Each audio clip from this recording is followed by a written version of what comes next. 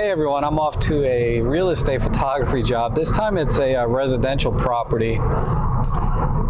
So I need to take exit 53B, whatever that is. But man, I am freaking hungry. I'm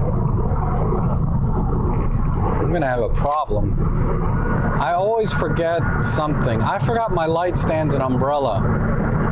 I can't believe it. I mean, I've always gotten by without an umbrella, and 99% of the time I don't even need a light stand. It's better to have it and not need it than need it and not have it.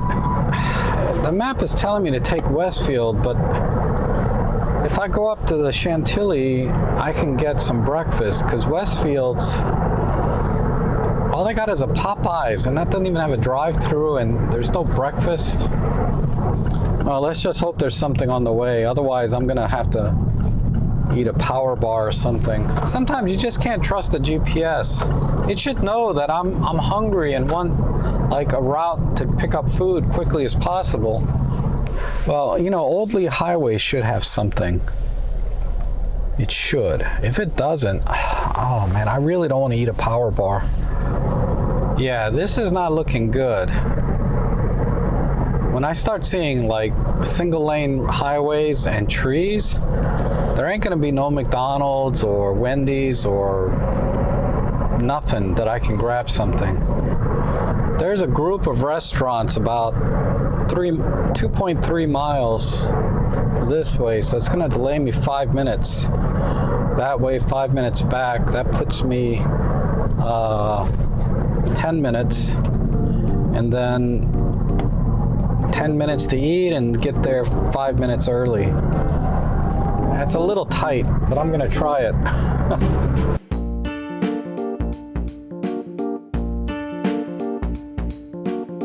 So I got a Subway steak and cheese for breakfast.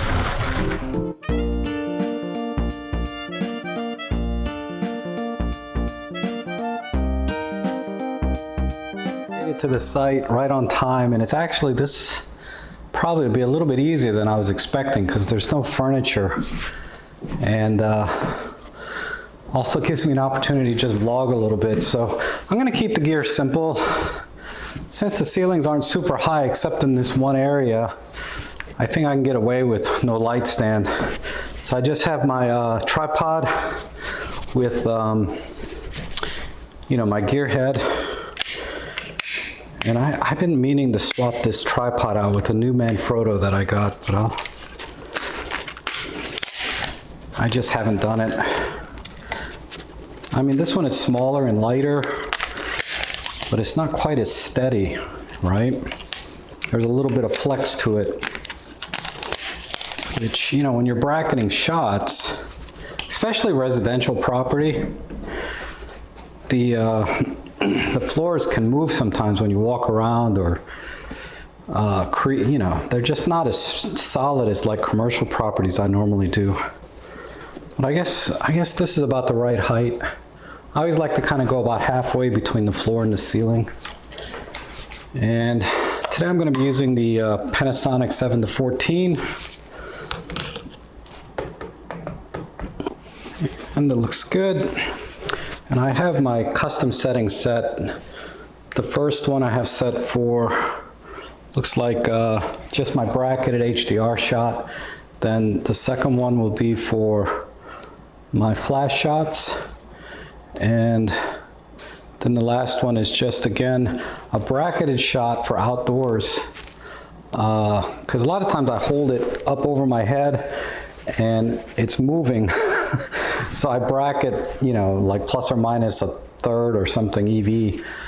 But I take multiple shots outside, and then hopefully one will frame correctly.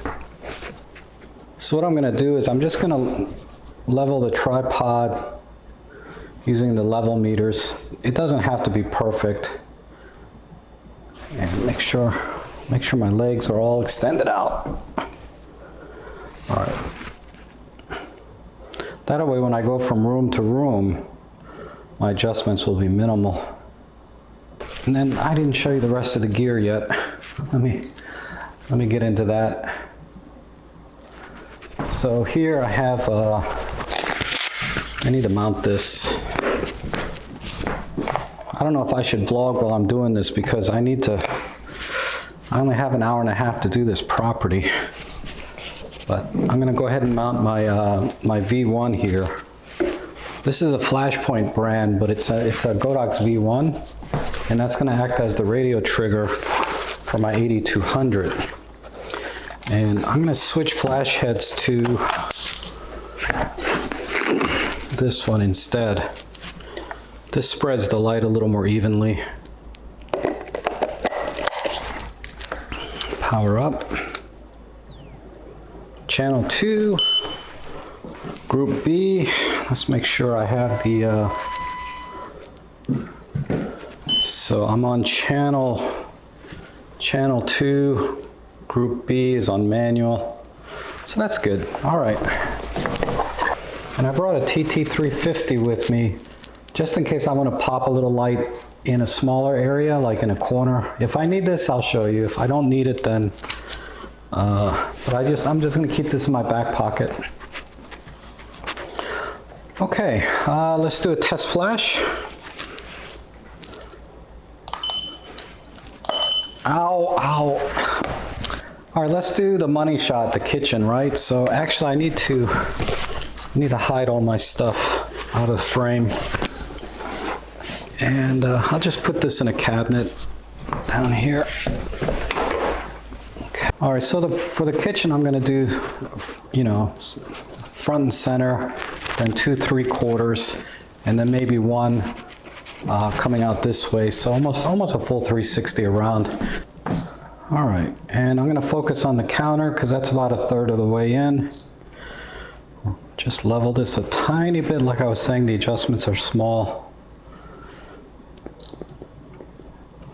All right, and I have touched the focus to minimize, or touch the focus and take the picture to minimize the shake. So that was pretty fast. All right, let's do another one over here.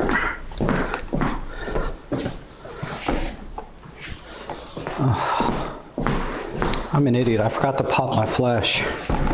So let's reframe this again. Once I get into a groove, I'll be okay. It's always that first shot that messes with me. Let's see what 1/4 power does. I'm gonna point this down a little bit.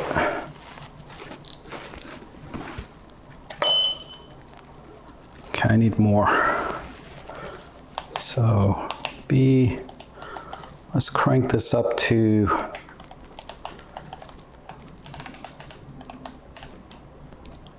let's do 1/2 power on this and 1/2 power on the master.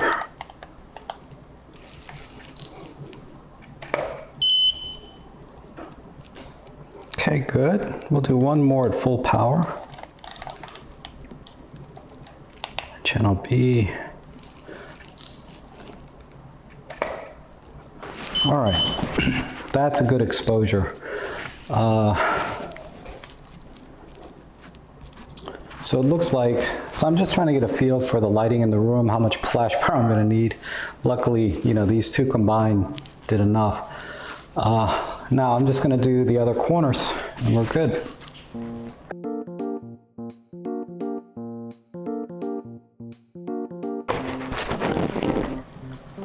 I'm gonna do the same thing, just this corner, that corner for this room.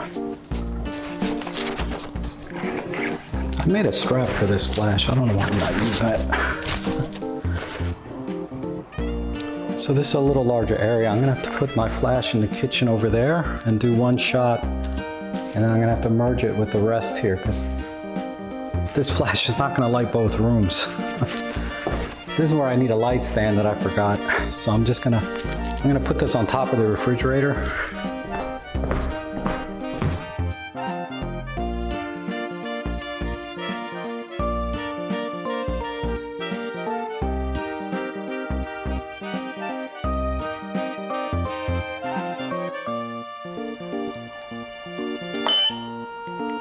Oh, yeah, let's do 1/2 power.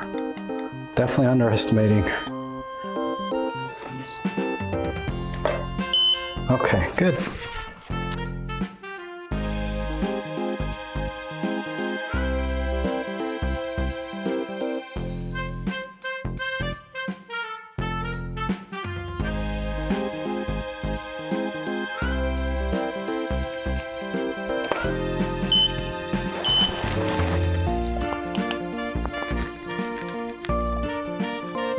better. A little bit of the front door. All right, I'm gonna have to stop the vlog because I only got 45 minutes left to finish, and I've only done one floor.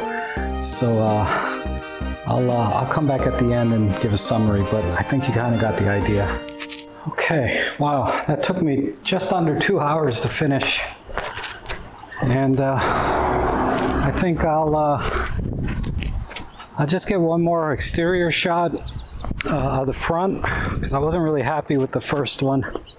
I'm just gonna do a pole shot with the tripod because this is the first picture people are gonna see for the property.